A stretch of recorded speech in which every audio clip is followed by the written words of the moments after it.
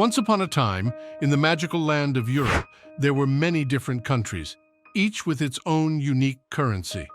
The French had their francs, the Germans their Deutsche Marks, and the Italians their lira. But as time went on, these countries realized that having so many different types of money made things quite complicated. In the year 1999, a grand idea was born. What if all these countries could use the same currency? It would make trading, traveling, and understanding each other's economies so much easier. This idea was the birth of the Eurozone, a group of European countries that decided to use the same currency called the euro.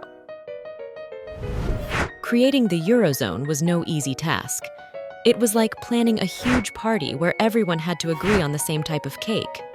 Some countries were worried about losing their unique currency, which was a big part of their national identity. Others were concerned about the economic changes that might come with this new currency.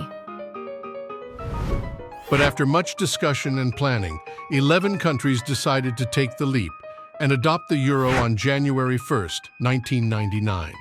These brave pioneers were Belgium, Germany, Ireland, Spain, France, Italy, Luxembourg, the Netherlands, Austria, Portugal, and Finland.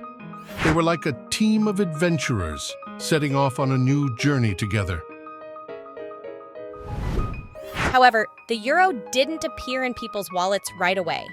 At first, it was only used for electronic payments and banking purposes. Imagine having a new toy, but not being able to play with it yet. That's how it was with the euro.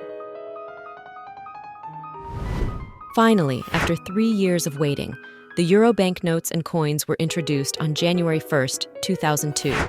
People across the Eurozone could finally hold and use this new currency. It was like a new language that everyone could speak, making it easier for these countries to work together and understand each other. Today, the Eurozone has grown to include 19 countries. The creation of the Eurozone and the adoption of the euro as a common currency was a significant step towards unity in Europe.